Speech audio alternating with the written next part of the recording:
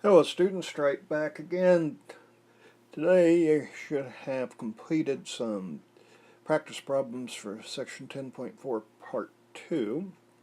These were dealing with empirical formulas. As always, you should have already completed these and you should be checking to see if you're correct. And copying down what I'm doing doesn't help much to learn the material. Number 26 gives a percentage composition for acetic acid, and we want the empirical formula. Yeah, we do start and we assume we got 100 grams of acetic acid. We could assume we got any amount of, but 100 grams works nicely, because then all we have to do is say we have 40.00 grams of carbon. We've got 6.91 grams of hydrogen, and we got 53.29 grams of oxygen. Then we just want to change each of these into moles. Put my calculation boxes. And 1 mole of carbon is 12.011 grams of carbon. 1 mole of hydrogen, going back to our periodic table to get these, 1.0079 grams of hydrogen. 1 mole oxygen, 15.999 grams of oxygen. We do a little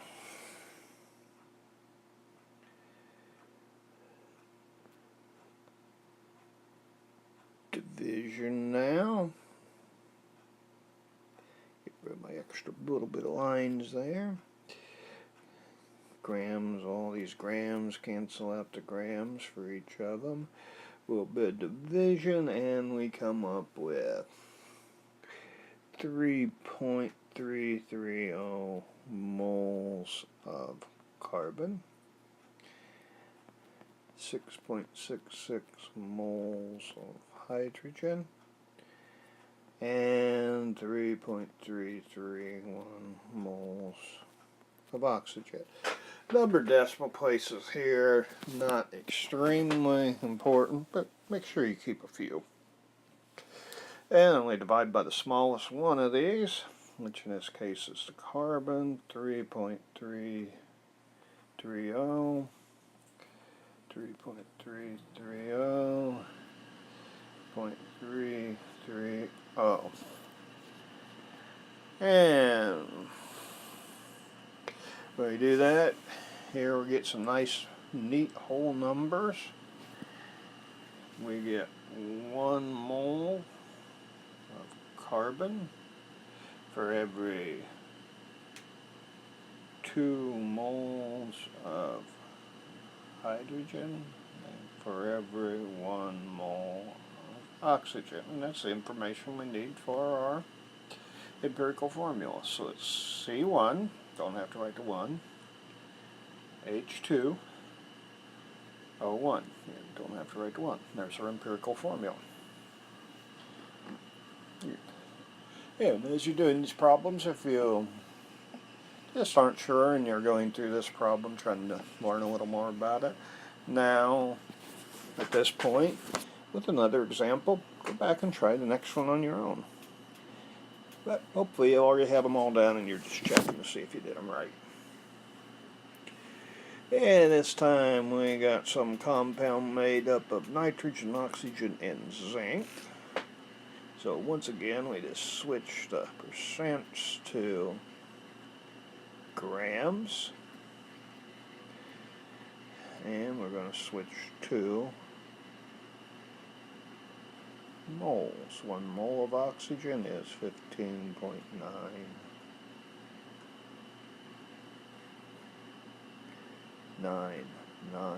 grams of oxygen.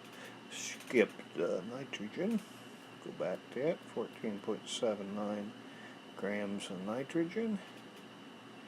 1 mole of nitrogen is 14.007 grams of nitrogen. And then we had 35.53 grams of zinc.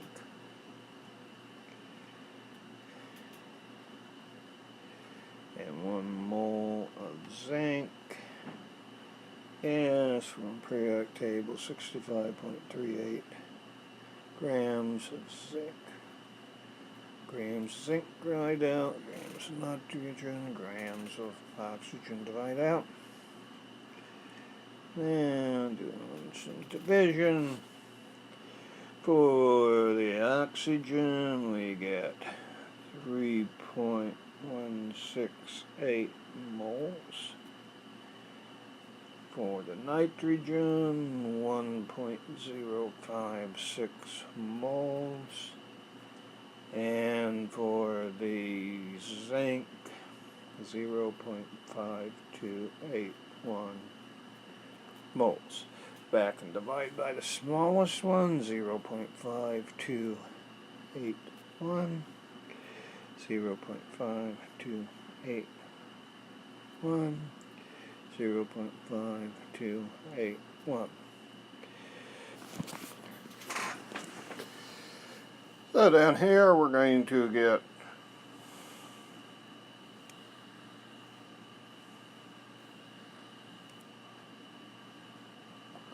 one.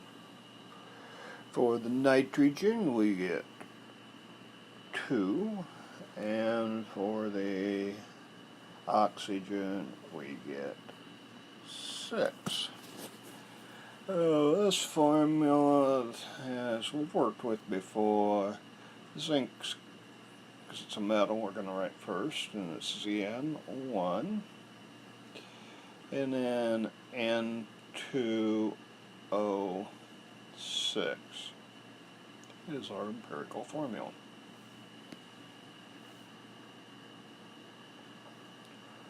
My decimal points disappeared. Go back and put all those in.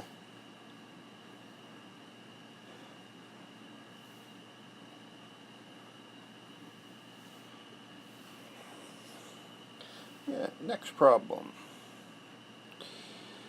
Calculate the empirical formula. We got 74.97% aluminum and 25.03% carbon. So 75.97 grams of aluminum. Again, we're assuming there's 100 grams of this compound. Again, it's always okay to do any amount you wanted to. You could do 10 grams, 50 grams. Doesn't matter. 100 grams works very easily.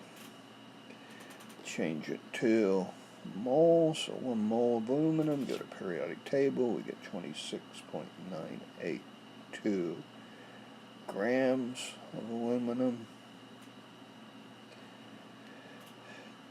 And then we have 25.03% carbon. So 25.03 grams of carbon. And 1 mole of carbon is 12.011 grams of carbon. There's one I hope you're remembering by now. How many grams of carbon are in a mole? Divide out to grams, grams to grams to grams. That will do a little division. And we have 2.779 moles of aluminum up here. And we got 2.084 moles carbon. And we divide by the smallest one again, is the 2.084. By the 2.084. This time we get, for aluminum, we get 1.333 moles of aluminum for every 1 mole of carbon. Now, we don't want weird little decimal numbers like this.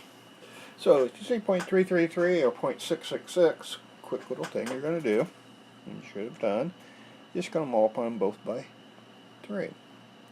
And that means we have 4 moles of aluminum for every 3 moles of carbon. And we get to our nice whole numbers here. So our empirical formula then is Al4C3.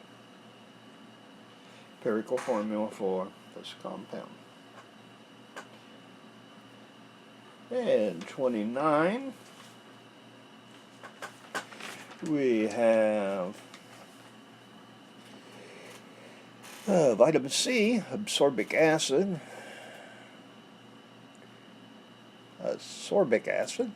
which is 40.92% carbon, so 40.92 grams of carbon.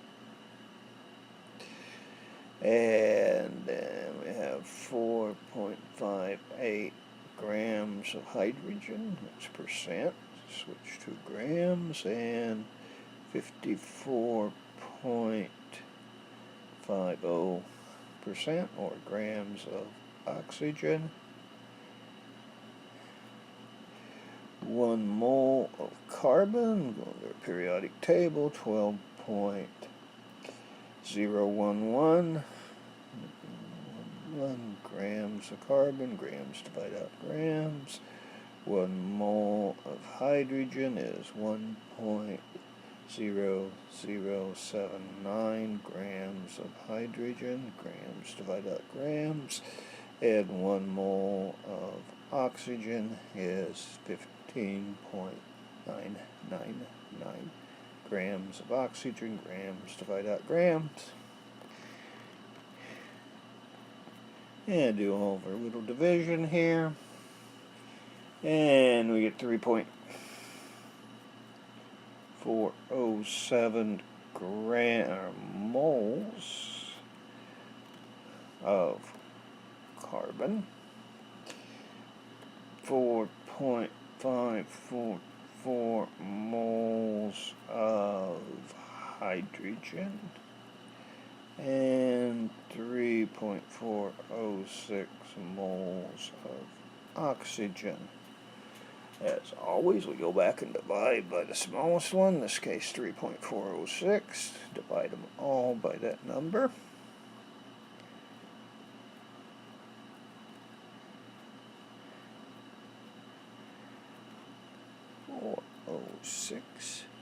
And we find we get 1 mole of carbon for 1.33 moles of hydrogen for every 1 mole of oxygen.